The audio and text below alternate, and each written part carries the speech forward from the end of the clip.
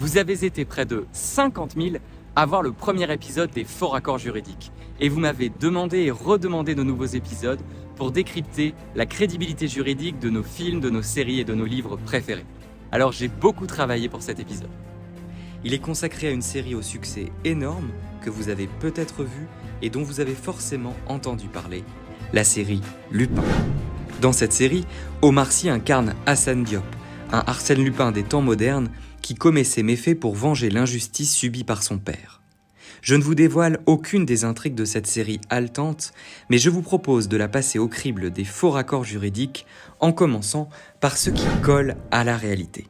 D'abord, la qualité des enquêteurs saisis dans cette série. Ils font partie de la police judiciaire, le haut du spectre de la police. Et c'est bien ce degré de service qui serait saisi face aux faits dont il est question, des vols portant sur d'énormes préjudices, même des meurtres. C'est donc un bon premier point pour la série. Ensuite, certaines techniques d'enquête seraient bien utilisées dans la réalité, notamment la géolocalisation d'une victime, la réalisation de portraits robots, voire l'utilisation d'un micro pourvu qu'il n'y ait pas de provocation à la commission d'une infraction, ou encore la réalisation d'une scène de crime face à un meurtre découvert. Tous ces éléments positifs pourraient faire oublier des points beaucoup moins crédibles qui tiennent au scénario. Je vous laisse notamment apprécier la réaction de ces enquêteurs auxquels on dénonce un enlèvement d'enfants sur la voie publique il y a quelques instants. Non mais vous vous rendez compte qu'on est en train de parler d'un kidnapping là ? Ok, vous savez rien.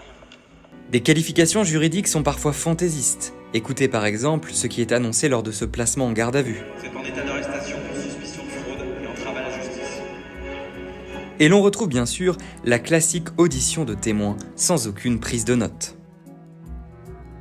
Mais en revenant sur la scène de crime que j'évoquais tout à l'heure, on bascule sur l'erreur capitale commise par cette série qui fait qu'elle n'a aucune crédibilité juridique.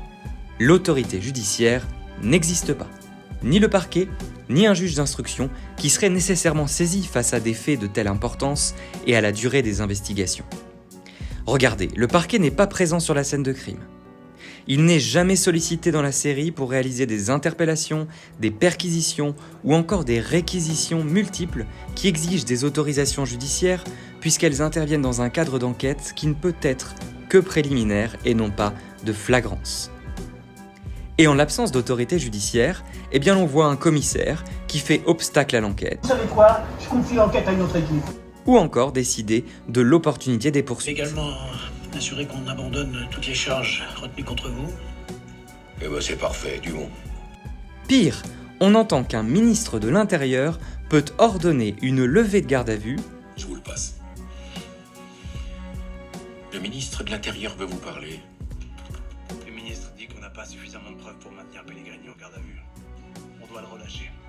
La seule évocation de l'autorité judiciaire dans la série se niche dans un détail. Regardez. Vous n'avez rien vu ? Eh bien, il s'agit d'un avis à parquet concernant un placement en garde à vue. Et cet avis, qui est donc la seule mention de l'autorité judiciaire, comporte une nullité de procédure totale, puisque le procureur aurait été averti plus d'1 heure et demie après l'interpellation de l'intéressé sans aucun motif pour ce retard. En résumé, cette série qui mérite d'être vue à plus d'un titre pourra faire sourire les juristes et toutes celles et tous ceux qui auront vu cette vidéo. C'est un 3 sur 10 en matière de crédibilité juridique. Voilà pour cet épisode consacré à la série Lupin. N'hésitez pas à la faire connaître, à la commenter, à me donner vos suggestions pour d'autres livres, pour d'autres films, pour d'autres séries et des décryptages de faux raccords juridiques.